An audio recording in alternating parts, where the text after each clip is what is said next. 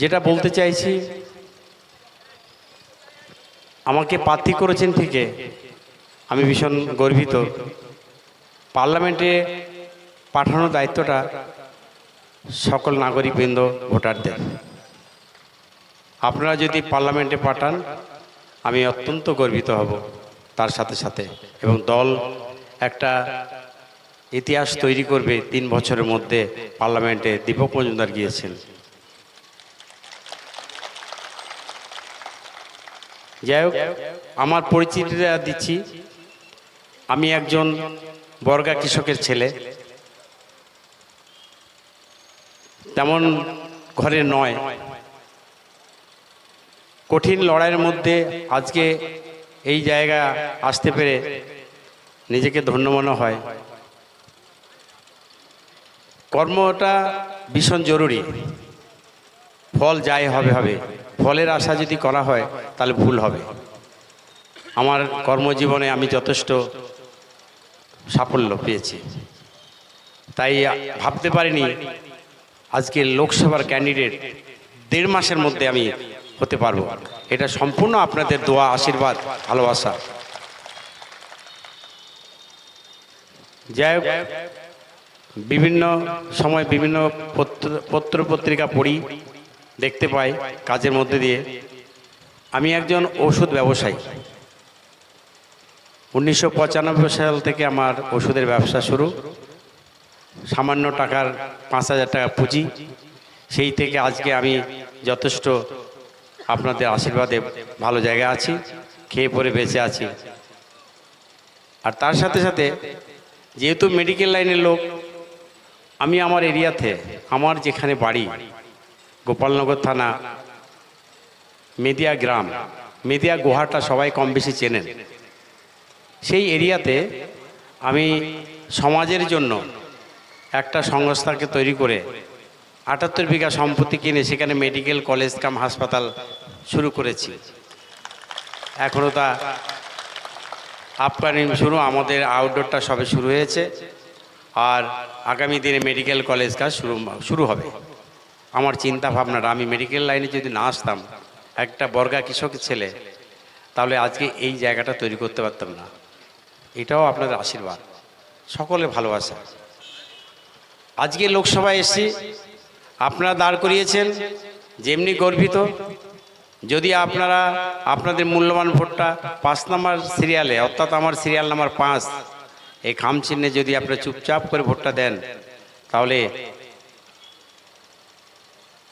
কোনো কিছু সাধ্য হবে না এমন নয়। আমাদের তো স্লোগান আছে, চুপচাপ খামে দেবেন ছাপ। আমাদের পোস্টার নেই, ব্যানার নেই, কিছুই নেই। সকলে বলছে যে কি ব্যাপার, হঠাৎ আইএসএফ এসছে বনগাঁ লোকসভায়। সকলে মাথা খারাপ হয়ে গেছে। বিশেষ করে যেই দল বর্তমান আছেন তাদের ভীষণ খারাপ লাগছে। রাতের ঘুম মনে যেন আমি কেড়ে নিয়েছি। আমার কাছে কিছুই মনে হয় না। সবাই প্রশাসনিক সাহায্য নিয়ে চলাফেরা করছেন, আর আমি একা একা সকলের কাছে যাচ্ছি। সবাই আমাকে বলছে, তুমি একটা অন্তত 2টো পুলিশ নাও, তোমার কখন কি হয়ে যাবে। এবং বলেছে তোমাকে 4 তারিখের পরে তোমার সাথে কথা হবে, তোমার কে আছে দেখব। তা এই যে কথাগুলো, তাহলে সত্যি তো 4 তারিখ কেন, যে কোনো সময় দেখতে পারে। এখন যদি আমাকে কোনো ক্ষতি করে বা কোনো ক্যান্ডিডেটের ক্ষতি হয়, তাহলে এই বনগাঁ লোকসভা নির্বাচনটা টোটালি বন্ধ হয়ে যাবে। তার জন্যে ওই কথা বললো 4 তারিখের পরে, অর্থাৎ রেজাল্টের পরে। তা আপনারা যখন আছেন, কার কি ক্ষতি হবে সেটা 4 তারিখের পরে দেখব। তারপরে তো পথ চলতে হবে। এসব হুমকি আর ভালো লাগে না। তারপরে তারা বলছে আইএসএফ থেকে দাঁড়ানো মানে আমি 2.5 কোটি টাকা পেয়েছি বিজেপির থেকে। কত পেয়েছিস বল।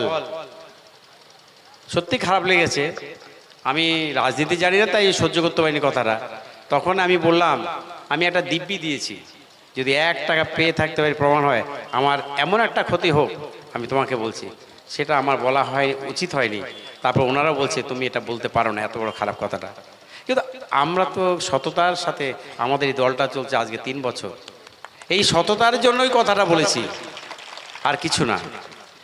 যাই হোক, এইবার আসি উন্নয়নের কথা। আমার থেকে আপনারা কি চান, কি চাইবেন?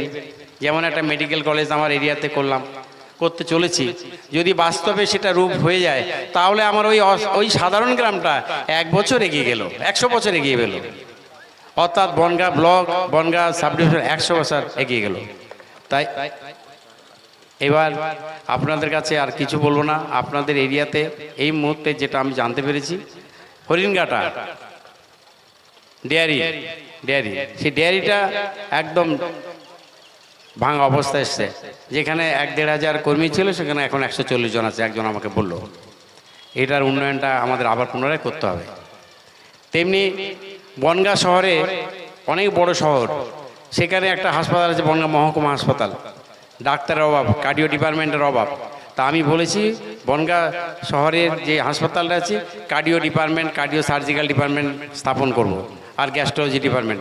এর কারণ হচ্ছে, যখন একটা মায়ের অপারেশন হবে, সিজার, সেই মাঝপথে অজ্ঞান হয়ে যাও, হার্ট ফেল করে, সেই রুগীটাকে আমাদের অনেক দূরে কলকাতা নিয়ে যেতে হয়, পথে একটা দুর্ঘটনা ঘটে যেতে পারে। সেই জন্য আমি বলছি, যদি আপনারা আমাকে লোকসভা পাঠান, তাহলে আমি এই ব্যবস্থাটা করবই, এই বনগাঁ মহকুমা হাসপাতালটাকে। আর বেশি কিছু বললাম না, উন্নয়ন মাথায় আছে।